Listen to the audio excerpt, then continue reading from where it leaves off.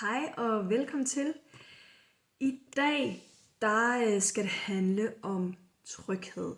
Og hvorfor at tryghed det er så hamrende vigtigt, når det handler om, at vi skal sænke den stress, vi mærker i kroppen. Men også hvorfor den er så vigtig, når det handler om, hvordan vi skal håndtere den fremtidsmæssige stress, vi mærker. Og når det er, at vi skal mærke en forandring hen imod noget, der er bedre. Tryghed er, for at sige det lige ud, den aller vigtigste nøgle til at åbne op for, at du kan få dit nervesystem fuldstændig ned, og så det er, at du kan åbne op for de sider af dig, som kalder lidt på det her, hvad kan man sige, indre efterforskningsarbejde. De døre, som nødvendigvis ikke lige er så rare at gå ind af. Det vil sige, det er her, at du møder dig selv i mørket. Men det jeg så kan fortælle dig, det er, at du kan faktisk godt gå ind i et mørkt rum og stadigvæk mærke trygheden. Fordi når du mærker trygheden, når du mærker den her ro, der vil forplante sig i dig, når du går ind i det her mørke rum, så vil du opleve, at der alligevel kan blive tændt et lys. Og det er det her lys her, som gør, at trygheden, den er med dig. Fordi det handler faktisk rigtig meget om, hvordan at du mærker den her tryghed her. Du kan faktisk godt opleve stress i din krop, og samtidig også at mærke tryghed på samme tid. Det, der gør sig gældende, det er, hvordan at du tager frygten med dig. Det vil sige, den frygt, der er med til at skabe stressen i din krop, hvordan du bærer den med dig, at det er dig, der tager frygten i hånden, og så går du med ind. Og hvad betyder så det? Det betyder, at det er dig, der har styringen over frygten. Det betyder, at du sådan set egentlig går ind i det her rum, du går ind eller ud af din komfortzone. Når man går ud af sin komfortzone, så er det jo sådan lidt det her med, jamen så er der jo noget utrygt. Men du kan godt gå ud af din komfortzone med en tryghed herinde. Og det er den her, der er bevidst om, at nu går jeg ind i det her rum, velvidende, at jeg ved, der kan være noget, der kan være en frygt til stede. Men jeg tager styringen. Jeg ved ikke, hvad det er, der venter mig, men jeg ved, at der kan være noget, der venter mig. Og ved, at du helt stille og roligt tager frygten i hånden og siger, kom, nu går vi herind. Så vil du møde stressen, så vil du møde frygten på en måde, som gør, at du tager ejerskab over for den. Og det er med til at skabe tryghed hos dig. Omvendt set, hvis det er, at det er frygten, der er heroppe, der tager dig med, jamen så er det den, der tager styringen. Det her, det er det, der er din indre stressmorder. Så er det den, der har styringen over dig. Så gør det også, at du faktisk lukker dig, fordi din krop prøver at passe på dig. Du ved ikke, hvad det er, der venter dig, og du lukker i for alle sanser. Du er så utryg, fordi det er frygten, der har dig under sine vinger. Hvorimod, hvis det er dig, der tager frygten med, og egentlig godt ved, jamen altså, jeg ved, at der er stress derude. Jeg ved, at der er noget, der er en situation, der gør, at jeg kan blive utryg. Jamen bare det, du ved det, så skaber det faktisk tryghed i sig selv. Jeg ved ikke, om det giver mening, men når du tager ejerskab, når du ved, at du kan ikke undgå stress, for det kan vi aldrig, men vi kan lære at håndtere den, så er det her, at trygheden faktisk vil være der. Og det er også her, at tilliden til dig selv opstår. Det er her, hvor det er, at dit kropssprog, det bliver, det er helt okay. Det må gerne være der. Det er okay, og jeg tager mig af det. Tryghed er super, super vigtigt. Også for mig i mit arbejde. Når jeg har klienter inde i mit rum, så det aller vigtigste for mig, det er tryghed. Hvis trygheden ikke er til stede, så lukker kroppen i. Og så vil den ikke åbne op, fordi den prøver på at passe på dig. Så hvis du mærker, at kroppen lukker i, så det er altså ikke dig, der er noget i vejen med. Men det er fordi trygheden ikke er til stede. Derfor så er det super, super vigtigt for mig, at trygheden netop er til stede hos de mennesker, jeg arbejder sammen med. Det betyder også, at jeg ikke forventer noget af dem, for det gør jeg ikke. Det gør jeg sjældent.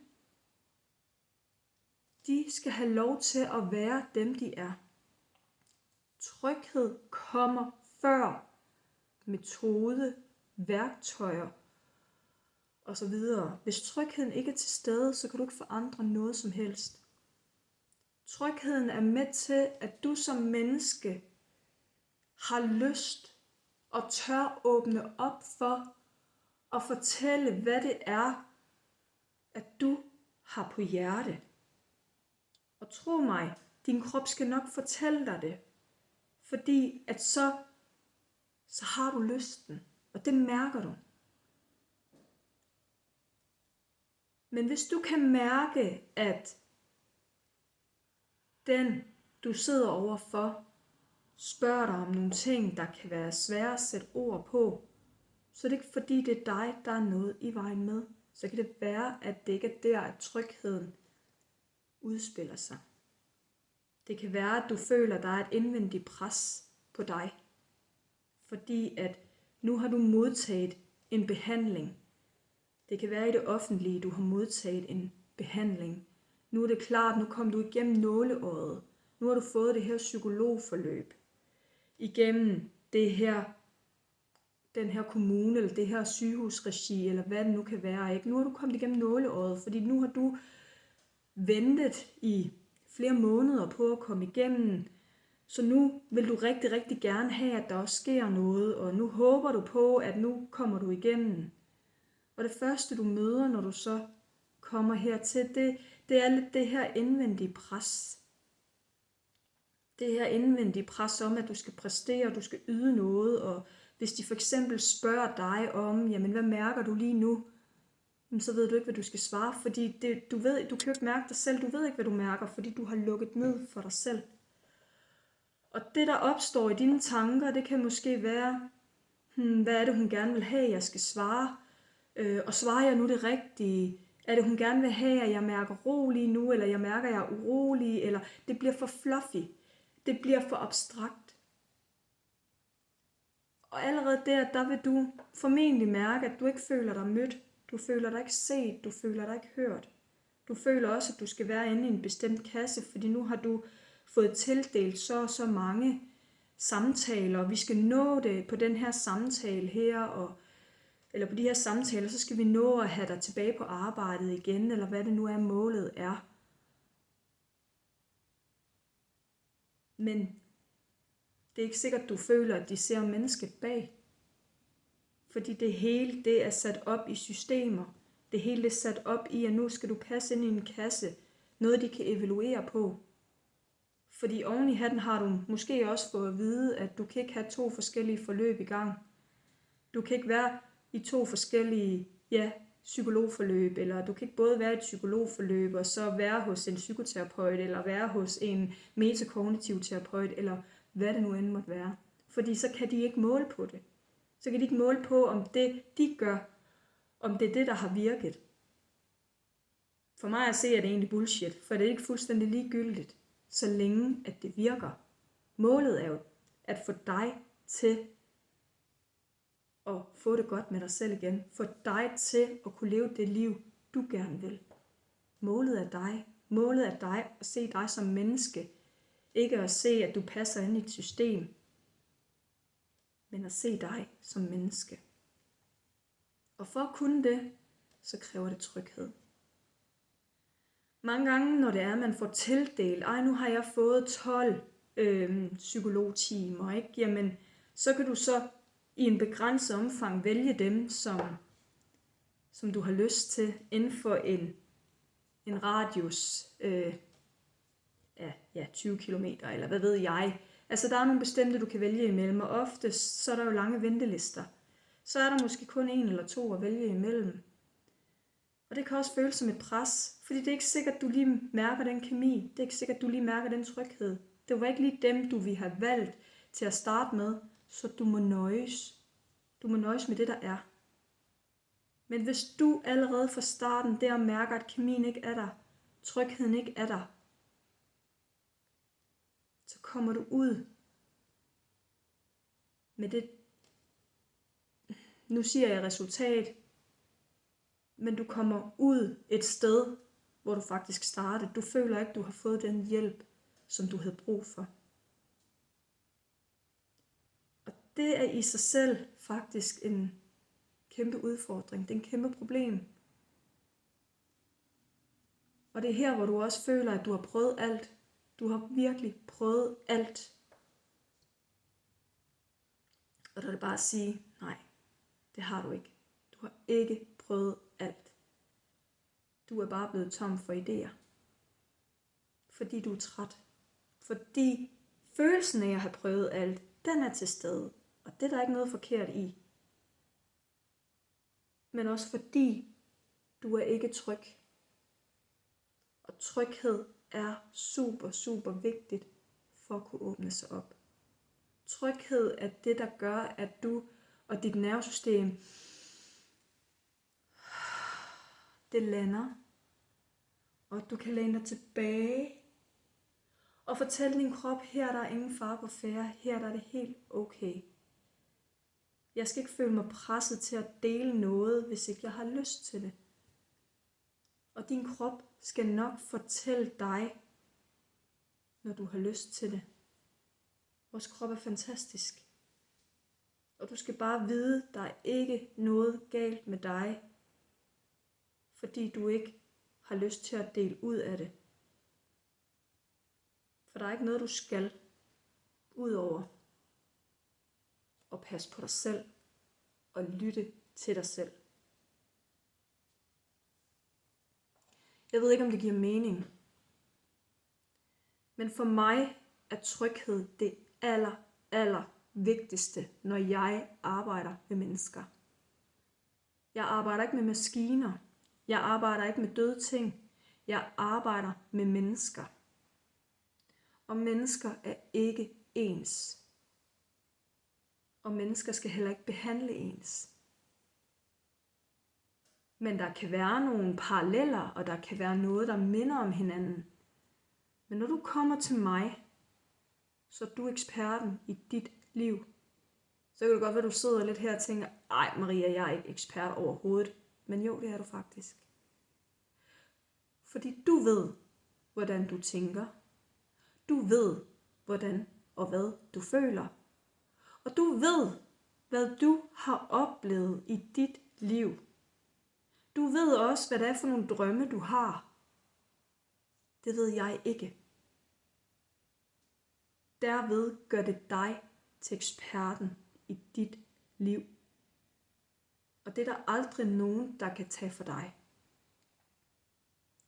Min opgave, det er at hjælpe dig derhen, hvor du gerne vil. Det er at skabe klarhed. Skabe den ro, du fortjener. Lytte til dig og lytte til, hvad er det for nogle udfordringer, som du har. Hvad er det, der gør, at du mærker den her stress i kroppen? Hvad er det, der gør, at din krop lukker ned? Og det kan jeg gøre, når der er skabt tryghed. For når der skabes tryghed, så skabes der er den mulighed, der er, at vi åbner op. Helt stille og roligt. Og når vi åbner op, så får vi øje på nogle nye spor. De spor kan jeg arbejde med. De spor kan jeg hjælpe dig med at bygge et puslespil, så brikkerne bliver lagt, så det du håber på faktisk bliver opklaret. Det er som en indre efterforskning, hvor jeg lærer dig, hvordan du kan aktivere din indre stressagent. Den side af dig, som netop skaber tryghed. Den side af dig, som finder modet frem, som altid vil være der hos dig, som altid vil gøre, at du lytter til dig selv. Den side af dig, der netop tager stressmorderen, frygten i hånden og siger, kom, nu gør vi det her sammen. Og ja, vi ved, at der vil komme noget på vejen, hvor der er et bump, som vil gøre lidt ondt. Men vi skal nok lykkes, fordi det skal nok gå alt sammen. Det er det, jeg vil lære dig. Men det skal skabes i tryghed. Tryghed er fundamentet. Hvis ikke du oplever den tryghed, så vil din krop automatisk lukke ned. Og det er ikke fordi, der er noget galt med dig, men det er fordi, den vil passe på dig. Jeg håber, det giver mening. Og jeg håber, at du kan mærke, at det vigtigste for mig,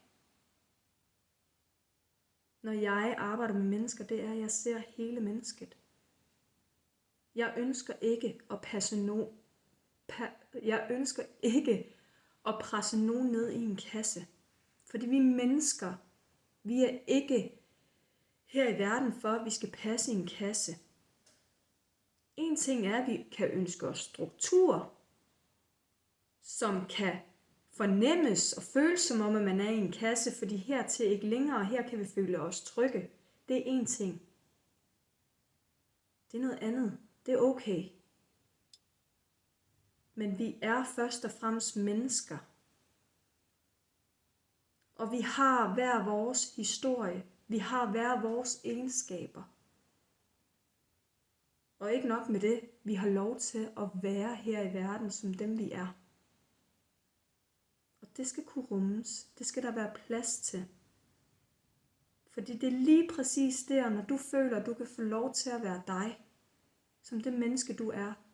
Det er lige præcis der, at du kan åbne op til mulighederne. For at kunne leve det liv, du drømmer om. Så når du kommer hos mig, så kigger jeg på dig. Og det er dig, der er eksperten. Det er dig, der leder hele det her. Jeg er her bare som en makker. Jeg er her for at hjælpe dig til at opklare det, du fornemmer. Men det er dig, der er eksperten i dit liv.